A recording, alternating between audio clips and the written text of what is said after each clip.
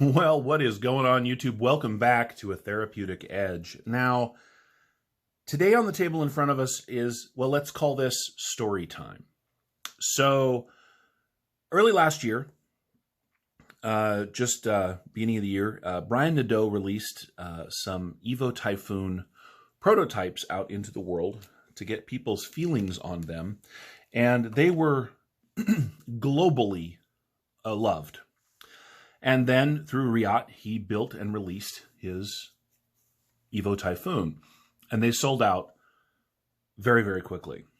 Now, I went to Blade Show last year, as I mentioned a couple of times. I happened to be walking by the Sharp by Design, the Brian Nadeau table, and he had 4 of them sitting on the table. And I snapped one up. Now, I snapped up a different one than this. So we get back from Blade Show. Excuse me. My knife collection moves and flows, and I realized that I had picked up, at least for me, the wrong Evo Typhoon. I had picked up the one with the holes in it. It had no carbon fiber. And so I sold it. And that was a huge mistake. I have regretted it ever since, even though I didn't love that knife that much. I figured I would never get another one. Well, recently,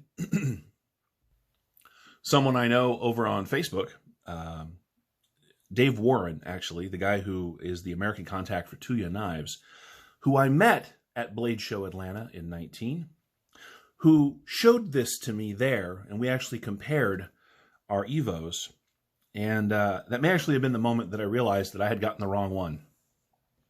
He had decided to sell his. Well, I didn't have that kind of money, so we did some horse trading, and now I have it. And this is just a spectacular pocket knife. It is just the right size. It is just the right weight. The compound grind on this blade is just something else. Now, the production versions had a hole right here. This being one of the protos, it does not. I'm okay with that.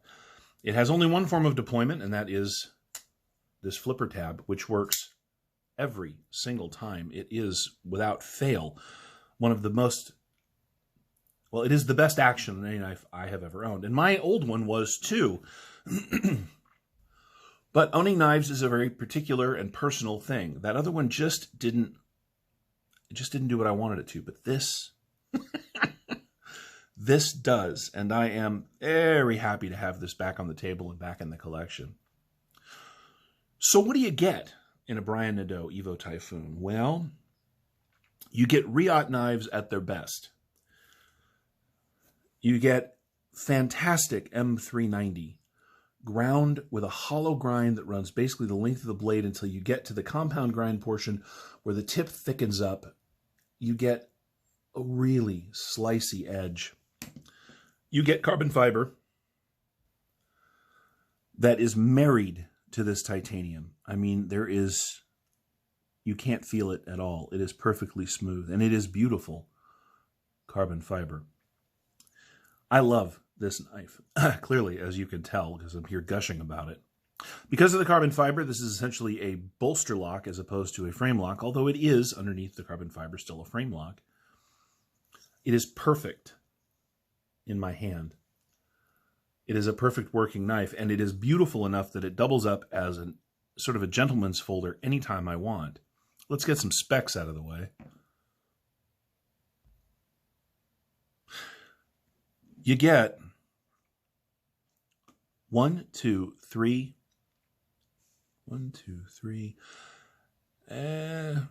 just under 3.5 inches of cutting surface on just under 4 inches. So 3.75 inches of blade, probably 3.55, 3.6 inches of cutting on the M390. The overall knife is 8 and a quarter inches long. The grip area from just behind that flipper, 4 full inches of grip. It has a wonderful blade to handle ratio. The action on this thing is ridiculous. Let's weigh it just for fun. I actually don't know how much this one weighs, to be honest with you. I know how much my old one weighed, but let's see if this one is different. We are at 0. 4.2 ounces on 3.75 inches of M390 is not a bad deal. Now, there are lighter knives, but there are a few more beautiful, at least to me.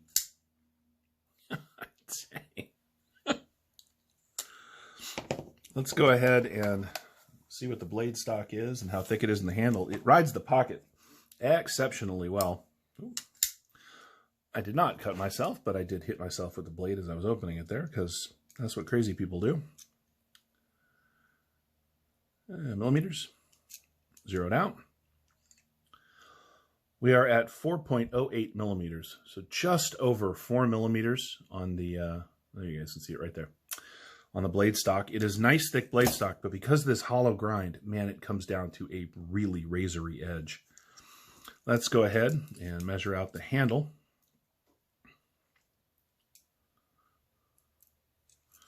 At its thickest point, the handle is 0.535 inches, so just over half an inch. Look, there are many knives in the world. In the last year, since this thing came out, there has been an explosion of excellent and exceptional knives. I've had a few of them, but this thing always stuck with me, and I regretted so much letting it go. I am very glad to have it back in the collection. Let's do some size comparisons just for fun.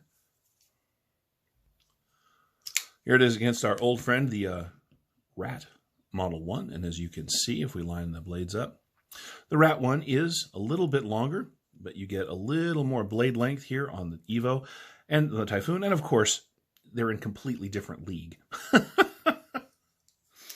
What else do we have to measure it up against? Oh, let's put it up against the CPM 20 CV version of the bare knuckle. These knives are very close in overall dimensions. As you can see, this is CPM 20 CV. This is aluminum. You get considerably more cutting surface on the bare knuckle here. This is a great knife, and I'm going to do a review on this a little bit down the road. It has not even broken in yet. It is very new. Here is the Evo Typhoon up against the CJRB Feldspar.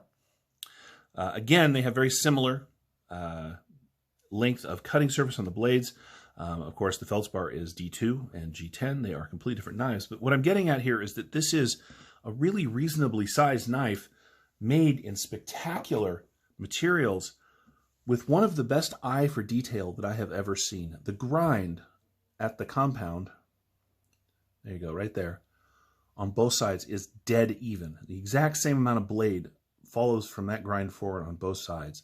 This fuller that runs almost the length of the whole blade is exactly the same dimension on both sides all the way to the end. The jimping has just enough grip to be very, very useful without being hurtful. It's not stabby. There is no smile back here at the edge of this blade.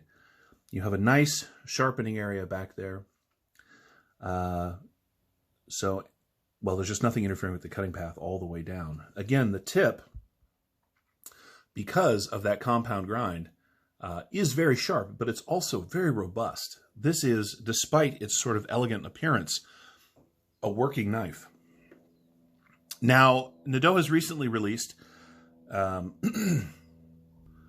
smaller knife called the Void. I am very much looking forward to getting my hands on one of those at some point. He's also recently begun talking about releasing a large size Void, and that is something that I will look into for sure. As you guys know, I don't really chase small knives. So what's the point of this review? Because you guys can't really get one of these. The point of this review is this. If you have a knife that you love, don't let it go. If you're lucky enough to get a second one, certainly don't let that one go. Every once in a while, something really special comes along, and it doesn't matter if it is $35 or $3,500. This wasn't. This was about $400 new. If you get one, keep it. The temptation, if it's not exactly what you wanted, will be to sell it. but that puts you in a spot where now you just don't have one anymore.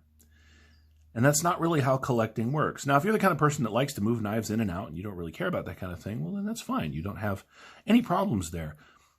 I never should have sold the one that I got. Now, of course, what that means is that I wouldn't have gotten this one if I hadn't have sold that. So, in the end, this worked out well for my collection, but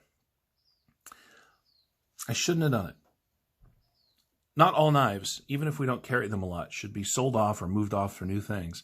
Some things deserve to be in our collection because of their overall design, the aesthetic, the build quality, and how much we enjoy just carrying the things. This is that kind of a knife. Let's take a look at the pocket clip before we go anywhere else.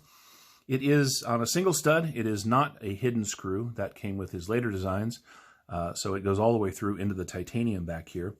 It does not have a back spacer. The two pieces of titanium come together around the lanyard pivot, the lanyard pin, and close up the back end of the knife. And they do it, I mean, there's a line. You can see it, but everything lines up very, very well. The pocket clip is deep carry. I mean, that's how much knife you get sticking out of your pocket right there. It is a lovely sort of spoon shape. It's got great ramp, so it gets into the pocket very easily. It has enough space there to hold even the thickest of jeans. Back here on the back side of the knife, it is open construction all the way up to the pivot. You cannot access the back end of the blade back here, which is very nice. Everything is knocked down and smooth. You know, in a world full of Koenigariuses and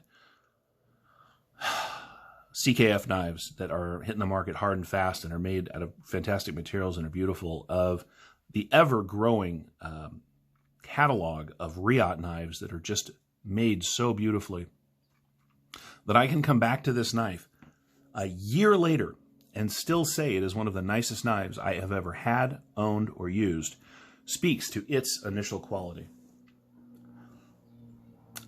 This is the Brian Nadeau Evo Typhoon. It is not a new knife. It is not even a new knife to the collection, although in this particular dress it is. I'm very happy to have one back. This one's not going anywhere. I hope you've enjoyed this look at the Evo Typhoon. I know I have enjoyed sharing it with you. If you have any questions about this knife or any of my knives, feel free to ask down in the comments. Thank you so much for watching. We'll see you next time.